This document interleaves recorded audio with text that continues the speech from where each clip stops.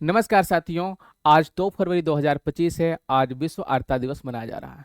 आज की क्लास में हम बात करेंगे आर्द्रता दिवस क्यों मनाया जाता है, आर्द्र भूमियाँ क्या होती है, रामसर अब समय क्या है, मोंटेक्स रिकार्ड क्या होता है, और अभी हाल फिलहाल में कुछ नवीन स्थलों को रामसर साइट में जोड़ा गया, कैसे जोड़ा जाता है, क्या पैमाना इसका होता है और किन्हें किन्हें जोड़ा गया, इसके बारे में हम बात करने वाले हैं। आइए क्लास की शुरुआत करते हैं। सबसे पहले हम बात कर लेते हैं क्या इस साल की जो थीम है 2 फरवरी, प्रत्येक साल 2 फरवरी को ये विश्व आर्द्रता दिवस मनाया जाता है। आज 2 फरवरी का दिन है। और इस साल की अगर हम थीम की बात करें, प्रत्येक वर्ष जो अब समय होता है, जो कॉन्फ्रेंस होती है, उसमें एक थीम निर्धारित की जाती है। तो 2025 की थीम की हम बात करें तो क्या है, हमारे साझा भविष्य के लिए आर्द्र भूमि की रक्षा। इसको ऐसे कहेंगे क्या, protecting wetlands for our common future, यानी हमारे साझा भविष्य के लिए आर्द्र भूमियों की रक्षा। जैसे हम पर्यावरण की रक्षा कर रहे हैं, वैसे पर्यावरण का ही एक पार्ट है ये। जैसे बहुत सी आर्द्र भूमियां हुआ करती थी, अब बहुत सी आर्द्र भूमियां नष्ट हो गई, इन्हीं के संरक्षण किया जा रहा है। कारण क्या संरक्षण करने का, ये बहुत से जीव जंतुओं, बहुत से वनस्पतियों का आश्रय स्थल होते हैं, उनके प्रजनन केंद्र होते हैं, और इसके अलावा हमारे पर्यावरण के लिए बहुत उपयोगी होता है। यहाँ तक कि इसको प्रकृति की किडनी कहा जाता है। इन्हीं सब सारे मुद्दों को हम आगे डिटेल में देखने वाले हैं। क्लास के अंत तक आप जुड़े रहिएगा, बहुत सारी चीजें आपको सीखने को मिलने वाली है। 2024 की अगर हम थीम की बात करें, 2024 में थीम था वेटलैंड एंड ह्यूमन वेलबींग। 2024 का है, लेकिन आपको ज़्यादा इंपॉर्टेंट याद रखना क्या, 2025 का। ठीक, चलिए अगले पॉइंट को हम देखते हैं। रामसर में शामिल नवीन स्थलों के बारे में बात कर लेते हैं। अभी हाल फिलहाल में 4 नए स्थलों को शामिल किया गया है, और उन 4 स्थलों में से 2 राज्य ऐसे हैं, सिक्किम और झारखंड, जिसको पहला रामसर स्थल मिला है। प्रश्न महत्वपूर्ण होगा यहाँ पे, आप इसको जरूर जानिएगा। क्या सिक्किम में मिला है खेचो पल्लरी वेटलैंड, और उधवा झील मिला है झारखंड को। ये दोनों राज्यों को पहला वेटलैंड साइट मिला है। ठीक, और इसके अलावा यहाँ पे 2 और आपको साइट दिख रहे हैं क्या, सक्कर कोटई पक्षी अभ्यारण्य, ये तमिलनाडु में है, और थेरथंगल पक्षी अभ्यारण्य, ये भी तमिलनाडु में है। आपको बताते चलें, तमिलनाडु एक ऐसा राज्य है जहां पर भारत के सबसे ज्यादा वेटलैंड साइट है, सबसे ज्यादा रामसर स्थल है। ठीक, अभी तक 18 थे, लेकिन अब यहाँ पे इसको जोड़ने के बाद इसकी संख्या 20 हो जाएगी। ठीक, दूसरे नंबर पर आता है हमारा उत्तर प्रदेश। उत्तर प्रदेश में 10 साइट है। ठीक, दूसरे नंबर पर आता है।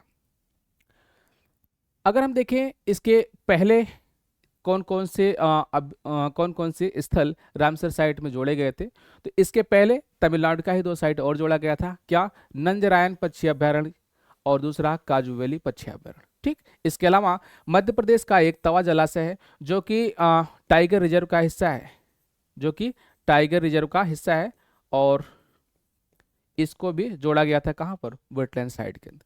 अब हम बात करेंगे वेटलैंड कहते हैं, वेटलैंड वेटलैंड तो बात करें, वेटलैंड कहेंगे किसे, इसके बारे में थोड़ी सी बात कर लेते हैं। क्या होता है, ये दलदली या जल वाले क्षेत्र होते हैं। वेटलैंड का आप ऐसे शाब्दिक अर्थ से देखिएगा, आर्द्र भूमि कहा जा रहा है। आर्द्र भूमि का मतलब ऐसी भूमि से है जहाँ पे नमी की मात्रा ज़्यादा है, और नमी की मात्रा ज़्यादा जो है उसको कैसे परिभाषित किया गया, दलदली क्षेत्र के रूप में। वो दलदली क्षेत्र हो सकते हैं, मैंग्रोव वाले क्षेत्र हो सकते हैं, एस्चुरी हो सकती है ना, तटीय क्षेत्र हो सकते हैं।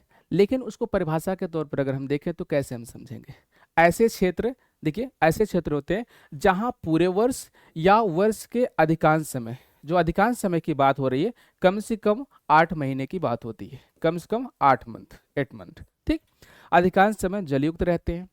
अब यहाँ पे जो जलयुक्त रहने की प्रक्रिया वो कैसे कैसे हो सकती है, देखिए वह प्राकृतिक या कृत्रिम जल हो सकता है। कृत्रिम जल का मतलब मानव निर्मित जलाशय जो बनाया जाता है, वहां पे भी आर्द्र भूमि में वो परिणत हो सकता है।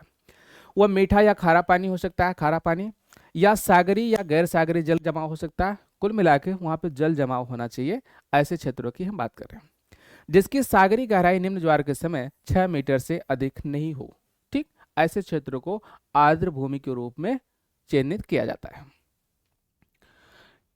इसे गहरे जलीय व स्थलीय पारतंत्र के बीच संक्रमण क्षेत्र के रूप में हम परिभाषित करते हैं। कहने का मतलब, जैसे जो डीप ओशनिक क्षेत्र होता है, जो डीप क्षेत्र होता है यानी गहरे सागरीय क्षेत्र होते हैं, और स्थलीय क्षेत्र, इन दोनों क्षेत्रों के बीच एक ब्रिज का काम करता है। ये एक ट्रांजिशन फेज में होता है, न तो यह गहरा जलीय क्षेत्र होता है, न तो स्थलीय क्षेत्र होता है, इसके बीच वाला हिस्सा होता है। ठीक, इसके बारे में 1-2 फैक्ट और देखते हैं महत्वपूर्ण। क्या, अनेक जलीय व स्थलीय जीवों के आवास होते हैं। हमने बताया कि यहाँ पे अनेक प्रकार की प्रजातियां पाई जाती हैं, वो पौधों के भी और वनस्पतियों के भी और जीव जंतुओं के भी।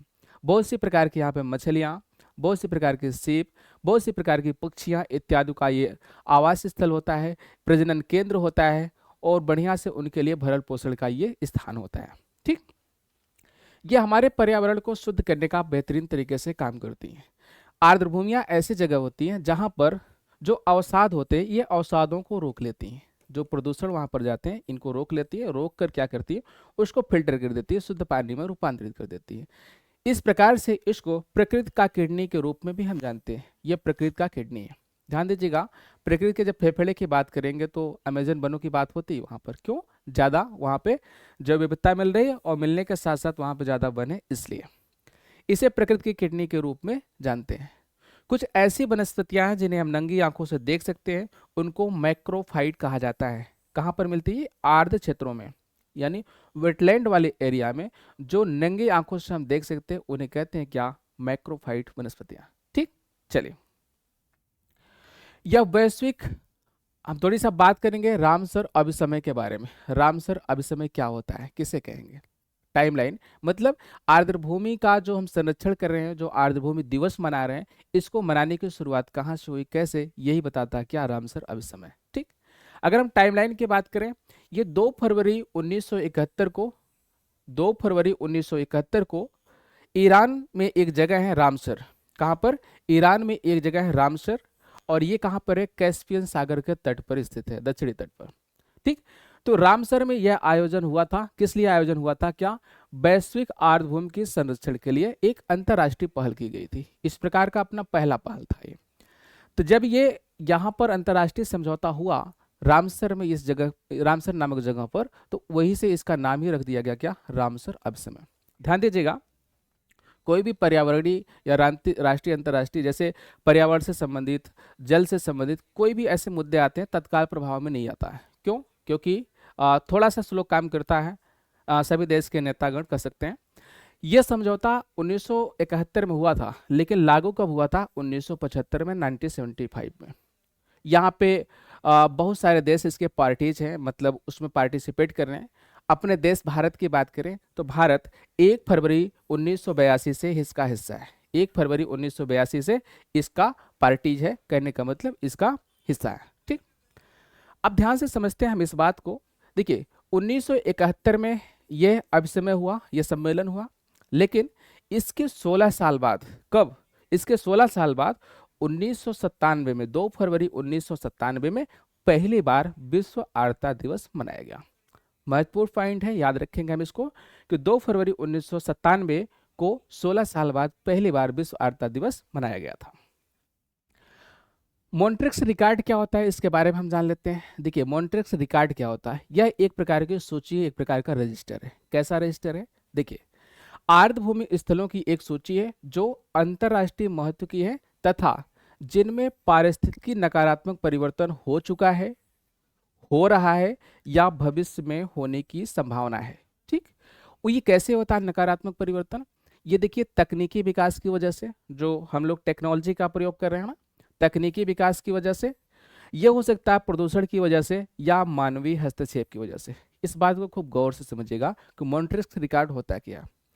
देखिए, मानवीय हस्तक्षेप की वजह से, प्रदूषण या तकनीकी विकास की वजह से अगर किसी भौगोलिक क्षेत्र पर, किसी आर्द्रभूमि क्षेत्र पर ऐसा लगता है कि वहां पे पारिस्थितिकी नकारात्मक सिचुएशन या तो आ गई है, या तो आने वाली है, या तो मौके पे चल रही है, तो उसकी जो सूची बनाई जाती है उसी को कहा जाता है क्या? Montreux record. यह एक प्रकार का डेटा है। ठीक, जो मॉन्ट्रिक्स रिकॉर्ड में सूची में जो शामिल करने वाले देश हैं, मतलब जो स्थल हैं, इन स्थलों को जो शामिल किया जाता है, शामिल करने के लिए कुछ पैमाने बनाए गए। इसके 9 पैमाने बनाए गए।